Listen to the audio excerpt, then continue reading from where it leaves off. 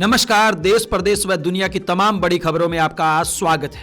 आइए एक नजर डालते हैं आज की मुख्य हेडलाइंस पर। बड़ी खबर में आज हम आपको बताएंगे बीजेपी प्रदेश अध्यक्ष मोहनलाल बड़ोली व सिंगर रॉकी पर जबरदस्ती शारीरिक संबंध बनाने पर दर्ज हुई एफआईआर। बताएंगे रॉकी मित्तल ने बीजेपी क्यों छोड़ी थी और राहुल गांधी से माफी क्यों मांगी थी। मेटा के सीईओ जुकबार को मानहानि नोटिस भेजेगी संसदीय समिति। शरद पवार के अमित शाह को नसीहत पद की गरिमा बनाए रखे अमित शाह। हरियाणा पहुंचे महाराष्ट्र के सीएम ने दिया बड़ा बयान। हरियाणा सरकार ने जाटों पर किया मास्टर स्ट्रोक। हरियाणा में अस्थायी कर्मचारियों की छटनी हुई शुरू। नगर निगम चुनाव की तारीखों में आई नई अपडेट। हरियाणा सीएम के साथ महाकुंभ में डुबकी लगाएगी पूरी कैबिनेट। स्कूलों को बम से धमकी देने वाले बच्चे का एनजीओ से मिला कनेक्शन। हरियाणा महाराष्ट्र के बाद आरएसएस ने बनाया दिल्ली विजय पाने का प्लान। ऑस्ट्रेलिया में हार के बाद बीसीसीआई हुआ सख्त। महाकुंभ में 12 घंटे में 3.5 करोड़ लोगों ने लगाई डुबकी। केजरीवाल का आरोप भाजपा और कांग्रेस के बीच है जुगलबंदी। आसाराम बापू 11 साल बाद जमानत पर आए बाहर। शारीरिक संबंध बनाने के मामले में दर्ज हुई एफआईआर पर कांग्रेस ने घेरा बीजेपी को। नारनौल पहुंचे शिक्षा मंत्री महिपाल ढांडा व विधायक रामकुमार गौतम ने दिया बड़ा बयान। अब देखिए खबरें विस्तार से। बड़ी खबरों में आइए बात करते हैं बीजेपी अध्यक्ष मोहनलाल बड़ोली व रॉकी मित्तल पर दर्ज हुई एफआईआर की। जी हां, हरियाणा बीजेपी के प्रदेश अध्यक्ष मोहनलाल बड़ोली और सिंगर रॉकी मित्तल के खिलाफ जबरदस्ती शारीरिक संबंध बनाने के मामले में एफआईआर दर्ज हुई है। ये केस हिमाचल के कसौली पुलिस थाने में 13 दिसंबर 2024 को दर्ज हुआ था, जिसकी जानकारी अब सार्वजनिक हुई है। दिल्ली की रहने वाली महिला का आरोप है कि उसके साथ कसौली के सरकारी होटल में जबरन शराब पिलाकर शारीरिक संबंध बनाए गए। रॉकी मित्तल ने उसे अपनी एल्बम में एक्ट्रेस बनाने और बड़ोली ने सरकारी नौकरी दिलाने का झांसा दिया। शारीरिक संबंध बनाने के बाद उसे डरा धमकाकर कमरे से बाहर निकाल दिया गया। महिला के मुताबिक उसकी अश्लील फोटो खींचने के अलावा वीडियो भी बनाई गई। इसके बाद पंचकुला में उसे केस में फंसाने की कोशिश की गई। हिमाचल पुलिस ने बड़ोली और रॉकी पर आईपीसी की धारा 376 डी और 506 के तहत केस दर्ज किया है। सोलन जिले में परवाणु के डीएसपी मेहर पंवर ने कहा कि बड़ोली और मित्तल से पूछताछ की जा चुकी है। उधर हरियाणा की स्वास्थ्य मंत्री आरती राव ने कहा, मोहनलाल बड़ोली के बारे में मुझसे ना पूछें, अभी केस दर्ज हुआ है, अब पुलिस का काम है क्या सही है और क्या गलत है। मोहनलाल बड़ोली सुबह से सोनीपत स्थित अपने घर पर पार्टी कार्यकर्ताओं से मुलाकात कर रहे थे। दोपहर में जैसे ही उन पर केस दर्ज होने की जानकारी सामने आई, बड़ोली अकेले कमरे में चले गए। इसके बाद पार्टी कार्यकर्ता भी उनके घर से निकल गए। वहीं बड़ोली ने मीडिया से बातचीत नहीं की, लेकिन फोन के माध्यम से उन्होंने खुद पर लगे आरोपों को सिरे से खारिज कर दिया। बड़ोली ने कहा कि यह पूरा मामला राजनीतिक स्टंट से ज्यादा कुछ नहीं है। आइए बात करते हैं कौन है रॉकी मित्तल। जी हां, हिमाचल के कसौली पुलिस थाने में हरियाणा बीजेपी अध्यक्ष मोहनलाल बड़ोली के साथ जबरदस्ती शारीरिक संबंध बनाने में नामजद हरियाणवी सिंगर रॉकी मित्तल कभी कट्टर मोदी भक्त रहा है। उसने साल 2014 में नरेंद्र मोदी को प्रधानमंत्री बनाने के लिए कई गीत गाए। भाजपा के लिए 200 से ज्यादा गीत गाकर वह नेताओं का करीबी बन गया। 2021 में रॉकी ने प्रदेश भाजपा सरकार पर भ्रष्टाचार के आरोप लगाने शुरू कर दिए। इससे उसका हरियाणा के सीएम मनोहर लाल खट्टर से मनमुटाव हो गया और उसने भाजपा छोड़ दी। 2024 में अचानक रॉकी ने कैथल में सांसद रणदीप सिंह सुरजेवाला की मौजूदगी में कांग्रेस ज्वाइन कर ली। रॉकी ने यहां मंच से ही गाना गाकर भाजपा पर नफरत फैलाने के आरोप लगाते हुए कांग्रेस नेता राहुल गांधी से माफी भी मांगी। रॉकी ने विधानसभा चुनाव में भूपेंद्र हुड्डा को सीएम बनाने के गाने गाए। इसके अलावा ट्रैफिक जाम में फंसने पर रॉकी जज पर हमला भी कर चुका है। फेसबुक, व्हाट्सएप, इंस्टाग्राम को ऑपरेट करने वाली कंपनी मेटा को भारत की संसदीय समिति मानहानि का समन भेजेगी। यह समन मेटा के सीईओ मार्क जुकरबर्ग के उस बयान को लेकर भेजा जाएगा जिसमें उन्होंने कहा था कि कोविड के बाद भारत में मोदी की सरकार हार गई थी। भाजपा सांसद और कम्युनिकेशन इंफॉर्मेशन टेक्नोलॉजी की स्टैंडिंग कमेटी के अध्यक्ष निशिकांत दुबे ने कहा कि मेटा को गलत जानकारी फैलाने के लिए माफी मांगनी चाहिए। शरद पवार ने गृह मंत्री अमित शाह को अपने पद की मर्यादा बनाए रखने की नसीहत दी है। दरअसल 12 जनवरी को अमित शाह ने शिरडी में भाजपा के सम्मेलन में कहा था कि महाराष्ट्र में भाजपा की जीत ने 1978 में पवार के द्वारा शुरू की गई विश्वासघात की राजनीति को 20 फीट जमीन में दफना दिया है। पवार ने मुंबई में कहा, इस देश ने कई बेहतरीन गृह मंत्री देखे हैं, लेकिन उनमें से किसी को भी अपने राज्य से बाहर नहीं निकाला गया। उनका इशारा सोहराबुद्दीन शेख फर्जी मुठभेड़ मामले में 2010 में शाह को 2 साल के लिए गुजरात से बाहर निकाले जाने की ओर था। 2014 में शाह को सभी आरोपों से बरी कर दिया गया था। महाराष्ट्र के मुख्यमंत्री देवेंद्र फडणवीस हरियाणा के पानीपत में शौर्य दिवस पर आयोजित समारोह में शामिल हुए। यहां आयोजित कार्यक्रम को संबोधित करते हुए उन्होंने मराठों के शौर्य और बलिदान को याद किया। बता दें कि देवेंद्र फडणवीस पानीपत की तीसरी लड़ाई के काला आम स्मारक स्थल पर 264वें मराठा शौर्य दिवस समारोह में पहली बार पहुंचे। देवेंद्र फडणवीस ने कहा कि मराठे युद्ध नहीं हारे, बल्कि वह एक मुहिम हारे थे। युद्ध में अगर विजय किसी की हुई तो वह मराठों की हुई। वह युद्ध हिंदवी साम्राज्य ने ही जीता था। आइए बात करते हैं हरियाणा सरकार के जाटों पर मास्टर स्ट्रोक की। जी हां, दिल्ली में विधानसभा चुनाव से पहले जाटों को साधने के लिए हरियाणा सरकार ने मास्टर स्ट्रोक खेला है। सरकार ने 8वीं कक्षा की किताबों में भरतपुर के महाराजा सूरजमल का इतिहास शामिल कर लिया है। हरियाणा में जाट समाज की आबादी करीब 22.2% है। इसके अलावा राजस्थान, पश्चिमी उत्तर प्रदेश और पंजाब में भी जाट समाज के लोग रहते हैं। महाराजा सूरजमल का इतिहास पढ़ाए जाने की मंजूरी पर भरतपुर राज परिवार के वंशज व पूर्व कैबिनेट मंत्री विश्वेंद्र सिंह ने भी हरियाणा के मुख्यमंत्री नायब सिंह सैनी का आभार जताया है। हरियाणा सरकार ने सभी विभागों, बोर्डों, निगमों से आउटसोर्सिंग पॉलिसी पार्ट 2 के तहत लगे ग्रुप सी और ग्रुप डी के कर्मचारियों की सही जानकारी मांगी है। मुख्य सचिव ने अफसरों से पूछा है कि कितने कर्मचारी हटाए गए हैं और कितने जॉब सिक्योरिटी एक्ट के तहत कवर होते हैं।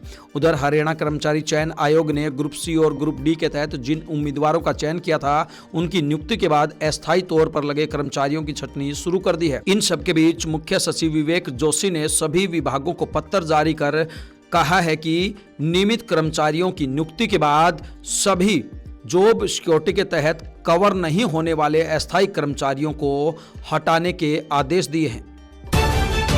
हरियाणा के 8 नगर निगमों सहित 32 नगर पालिकाओं के चुनाव मार्च में होने वाले हैं।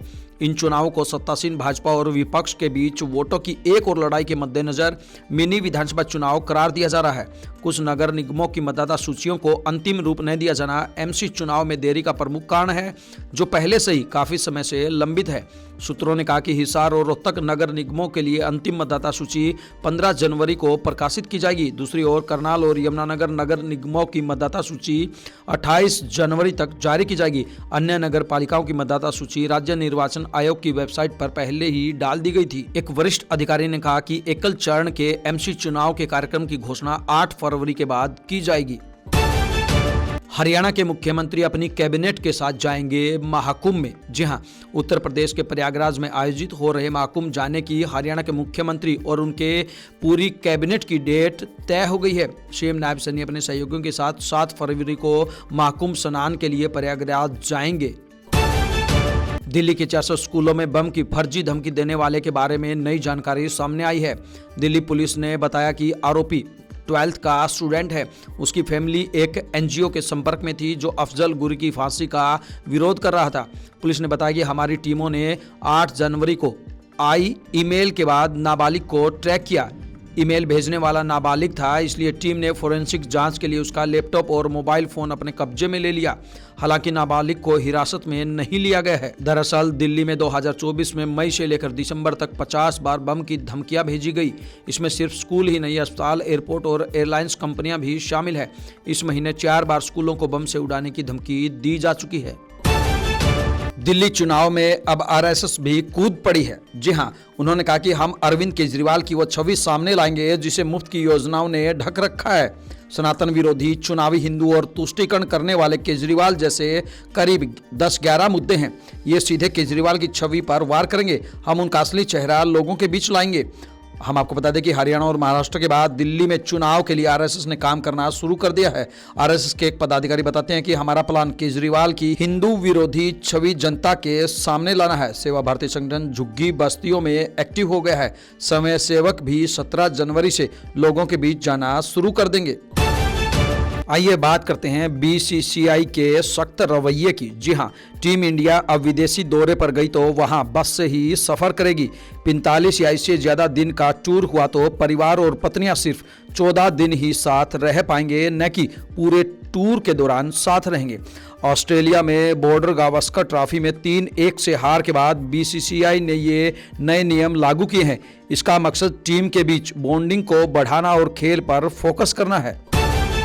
महाकुंभ के पहले अमृत स्नान में 3.5 करोड़ श्रद्धालुओं ने संगम में डुबकी लगाई। शाही स्नान सुबह 6 बजे से शुरू हुआ और शाम 6 बजे खत्म हुआ। इस दौरान जूना अखाड़ा समेत सभी 13 अखाड़ों के संतों ने स्नान किया। दिल्ली के पूर्व मुख्यमंत्री अरविंद केजरीवाल ने आरोप लगाया है कि दिल्ली विधानसभा चुनाव में भाजपा और कांग्रेस की जुगलबंदी उजागर होगी। उन्होंने कहा, मैं जब राहुल गांधी के बारे में बोलता हूं तो उसका जवाब भाजपा की ओर से आता है। दोनों के बीच साझेदारी चल रही है। दरअसल राहुल गांधी ने दिल्ली के सीलमपुर में कहा, अरविंद केजरीवाल कहते थे कि वह दिल्ली को साफ करेंगे, भ्रष्टाचार खत्म करेंगे और राष्ट्रीय राजधानी को पेरिस बना देंगे। क्या हुआ? क्या उन्होंने भ्रष्टाचार खत्म किया? दिल्ली में प्रदूषण, भ्रष्टाचार और महंगाई बढ़ रही है। केजरीवाल ने एक्स पर जवाब दिया, राहुल गांधी जी दिल्ली आए, उन्होंने मुझे बहुत गालियां दी, पर मैं उनके बयानों पर कोई टिप्पणी नहीं करूंगा। उनकी लड़ाई कांग्रेस बचाने की है, मेरी लड़ाई देश बचाने की है। इतना ही नहीं, केजरीवाल का जवाब देते हुए भाजपा IT सेल के प्रमुख अमित मालवीय ने एक्स पर लिखा, देश की चिंता बाद में करो, पहले नई दिल्ली सीट बचाओ। जोधपुर में जबरदस्ती शारीरिक संबंध बनाने के मामले में जेल में बंद आसाराम को राजस्थान हाईकोर्ट से बड़ी राहत मिली है।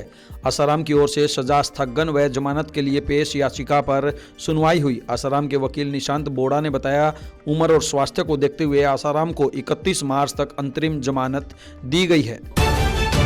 हरियाणा के फरीदाबाद में कांग्रेस ने भाजपा प्रदेश अध्यक्ष मोहनलाल बड़ोली पर जबरदस्ती शारीरिक संबंध बनाने के आरोपों को लेकर प्रेस कॉन्फ्रेंस की। रोहतक सांसद दीपेंद्र हुड्डा और कांग्रेस प्रदेश अध्यक्ष उदयभान ने भाजपा से तत्काल कार्रवाई करने की मांग की। प्रदेश अध्यक्ष उदयभान ने कहा कि बड़ोली पर लगे गंभीर आरोपों पर भाजपा की चुप्पी महिला सुरक्षा के प्रति उनकी गैर गंभीरता को दर्शाती है। साथ ही उन्होंने हरियाणा में नेता प्रतिपक्ष की नियुक्ति पर बताया कि सभी विधायकों की बैठक के बाद नाम फाइनल कर पार्टी हाईकमान को भेजा गया है, जिस पर जल्द ही फैसला आने की उम्मीद है। आइए बात करते हैं शिक्षा मंत्री महिपाल ढांडा व रामकुमार गौतम की। जी हां, प्रदेश के शिक्षा मंत्री महिपाल ढांडा ने कहा कि भाजपा सरकार ने गौवंश के संरक्षण एवं संवर्धन के लिए 600 करोड़ रुपए का बजट देने का काम किया है। आज प्रदेश की सभी गौशालाओं को सरकार की ओर से धनराशि उपलब्ध करवाई जा रही है ताकि एक भी गौवंश बेसहारा नहीं हो। शिक्षा मंत्री महिपाल ढांडा ने डाटा गौशाला तथा नारनौंद की सतरोल गौशाला के वार्षिक उत्सव में बड़ी संख्या में उपस्थित गौ भक्तों व सेवकों को संबोधित किया। शिक्षा मंत्री ने कहा कि देश तथा हरियाणा प्रदेश ने प्रधानमंत्री श्री नरेंद्र मोदी, पूर्व मुख्यमंत्री मनोहर तथा मुख्यमंत्री नायब सिंह के नेतृत्व में पिछले 10 वर्षों में उन्नति की नई बुलंदियों को छुआ है। भाजपा की दमदार नीतियों की बदौलत आज भारत को दुनिया में पूछा भी जाता है और पूजा भी जाता है। उन्होंने कहा कि अधिक मात्रा में खाद्य एवं दवाइयों के प्रयोग से कृषि योग्य भूमि खराब हो रही है। भूमि की घटती उर्वरता शक्ति को वापस पाने के लिए गाय के गोबर तथा मूत्र से बनी खाद का उपयोग करना होगा। आज लोगों को नई नई बीमारियां घेर रही है। इन बीमारियों से बचने के लिए पहले भूमि के स्वास्थ्य को ठीक करना ही होगा। शिक्षा मंत्री ने कहा कि भाजपा सरकार योजनाएं बंद कमरे में बैठकर नहीं बनाती है। हर वर्ग तथा क्षेत्र के लोगों से सुझाव लेकर योजनाएं तैयार की जाती हैं। हरियाणा सरकार के आगामी बजट में विद्यार्थियों, किसानों, वैज्ञानिकों सहित प्रदेश के सभी लोगों से सुझाव लिए जा रहे हैं ताकि और बेहतर योजनाएं बनाकर लोगों की भलाई की जा सके। उन्होंने कहा कि प्रदेश में नई शिक्षा नीति भी इसी वर्ष पूरी तरह से लागू कर दी जाएगी।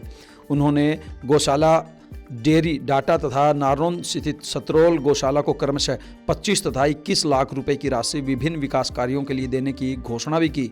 शिक्षा मंत्री ने नारनौंद में दादा देवराज धर्मशाला समिति की पुस्तकालय बनाने की मांग पर कहा कि एस्टीमेट तैयार कर भिजवा दे, इसे भी बनवा दिया जाएगा। सफीदों के विधायक रामकुमार गौतम ने कहा कि इस बार भारतीय जनता पार्टी की वजह से विधायक बना हूं। भाजपा सरकार ने पिछले 10 वर्षों में देश व प्रदेश की तरक्की के लिए शानदार काम किया है। धारा 370 को हटाने और राम मंदिर का निर्माण करवाना केंद्र सरकार के बहुत ही साहसिक एवं ऐतिहासिक फैसले हैं। उन्होंने साला डेयरी गौशाला के लिए 3,51,000 तथा नारनौंद गौशाला के लिए 1 लाख की राशि देने की घोषणा की। पूर्व विधायक जोगीराम सिहाग ने डाटा गौशाला को 1,51,000 रुपये की राशि देने की घोषणा की। तहसीलदार अनिल कुमार ने 71,000 रुपये की राशि देने की घोषणा की। दोनों गौशालाओं में कमेटी सदस्यों ने मुख्य अतिथि व अन्य अतिथियों को पगड़ी पहनाकर सम्मानित किया। इस अवसर पर जिला परिषद के अध्यक्ष सोनू सिहाग डाटा, भाजपा जिला अध्यक्ष अशोक सैनी, पर्वतारोही मीनू डाटा, नारनौंद गौशाला के संचालक धर्मपाल मित्तल, प्रधान सतीश आर्य, कुलदीप आर्य व मुकेश लोहान आदि मौजूद रहे। इन तमाम खबरों को लेकर आपकी क्या कुछ राय है, आपकी क्या कुछ प्रतिक्रिया है, आप हमें कमेंट बॉक्स के माध्यम से जरूर बताएं। ब्यूरो रिपोर्ट, बिंदास हरियाणा।